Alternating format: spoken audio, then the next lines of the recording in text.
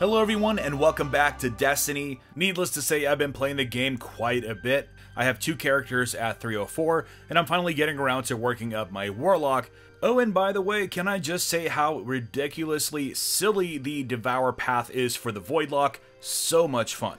Now, during launch week, I made a few guides on how to increase your power, but I noticed that many people in the comments of that video still had some questions on what they can do to get up higher. Well, there is still one crucial component on your power leveling that I have yet to go over on this channel that will help you get from 280 to 305 power, and that is the mod system. So in this video, I'm going to quickly recap how you can get up to 280 power, and then some really cool systems and tricks to get you to 305.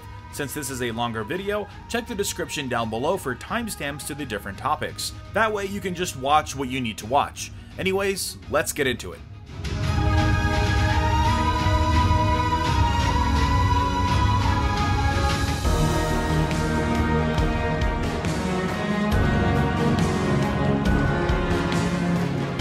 Firstly, I want to give a quick thank you to all of my new viewers and subscribers. The growth of the channel has been pretty awesome, so thank you again for your continued support, and welcome to the channel. I hope you enjoy the content. So, for those below 280, let's quickly recap how you can get up to 280 in the first place. I made a video about this a few days after launch, but that was before everyone learned some of the more intricate systems of the game, and this was also back when everyone thought 350 would be the max power, but the hard cap is of course 305 as we have all discovered.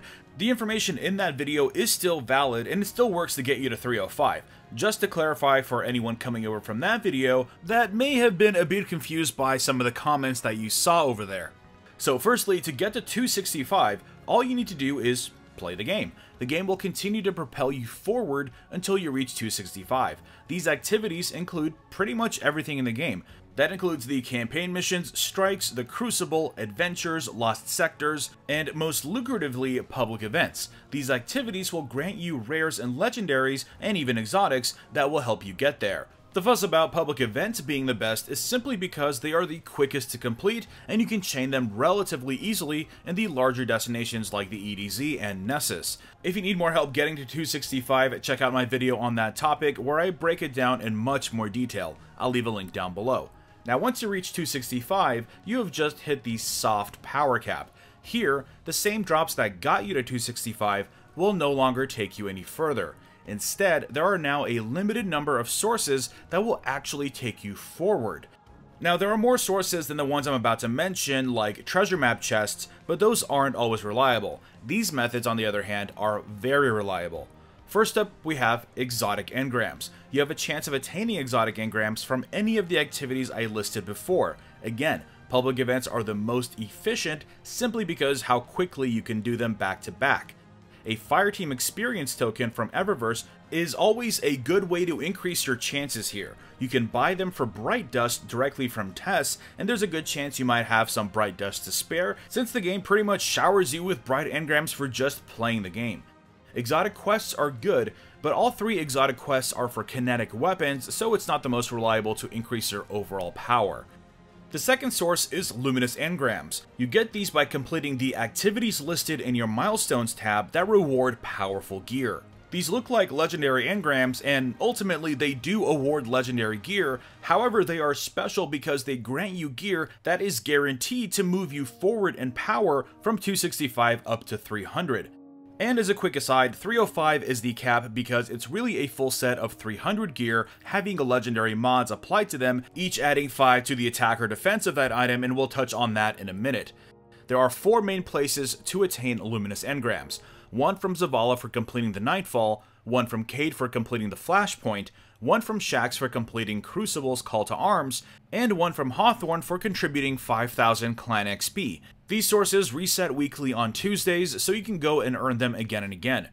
The third source of powerful gear worth mentioning are legendary drops for completing endgame activities. The Nightfall will drop powerful legendary gear right as you complete it. You will get drops throughout the raid that are powerful, and if you play Trials of the Nine, you can be rewarded powerful gear for playing that as well. A second character will help simply because you have the potential for 4 more Luminous Engrams per week. So these are the sources to get you to 280. After that, it opens up a lot more thanks to the mod system.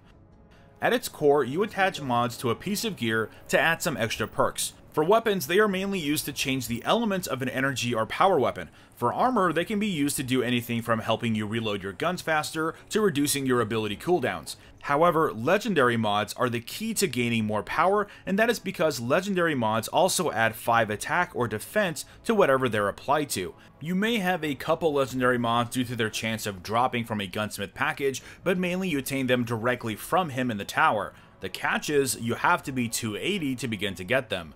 That's why the climb from 265 to 280 is the most frustrating. It's sadly the tar pit of your progression.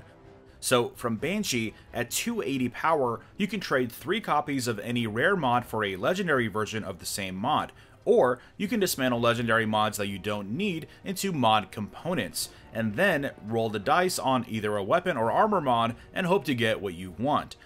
Once you get the mod, you can apply it to the piece of gear and boost yourself by 5 power. Once you hit 280, I would make it your #1 priority to apply a legendary mod to every piece of gear you have equipped. I wouldn't waste your time applying it to everything you own, but I would make it the highest legendary in that slot. You don't have to have it or use it because the game knows what your potential maximum is and will grant you the future rewards accordingly.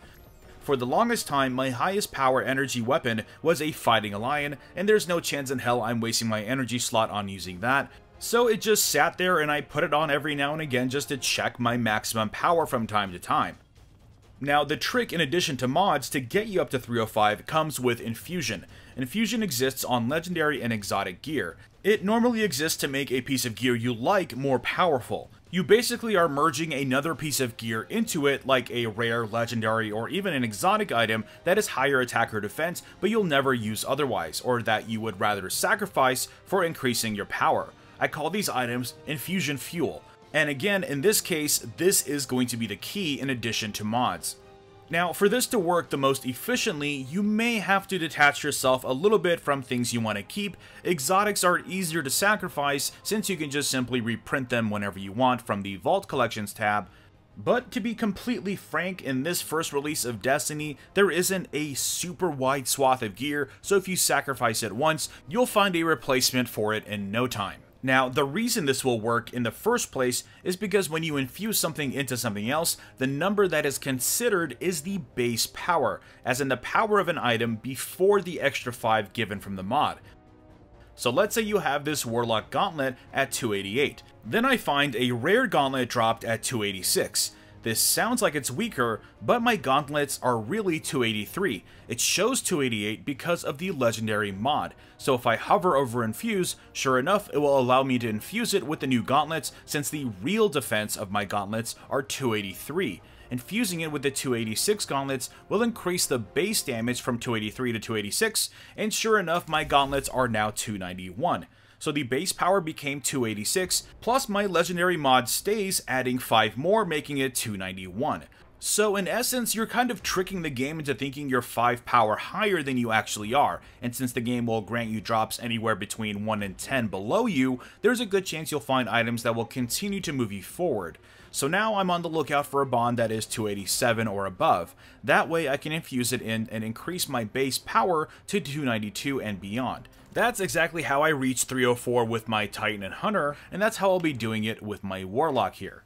So in short, play patrols until you get to 265, play milestones for powerful gear, and find exotics that will get you to 280. Use mods at 280 to accelerate your gains up to 305, having a few items that are significantly higher than you from things like exotic engrams and luminous engrams, which will make your overall power higher, which is what scales up those engrams.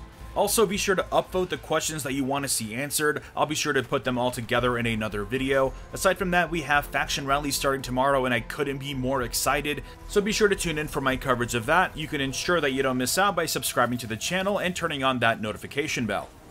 Before I go, I wanted to tell you about a sale I have going on for my channel shirt, I Do It for the ENGRAMS. This is the shirt many of you helped me fund over the summer. For this week, I'm having a sale on the shirt for anyone who still wants to pick it up. You can use coupon code FF30 at checkout and get 30% off the shirt price. So if you want to help support the channel, head on over to my official store and pick one up. Aside from that, drop a like if you found this guide useful, subscribe for much more continued Destiny 2 coverage, and I will see you all next time.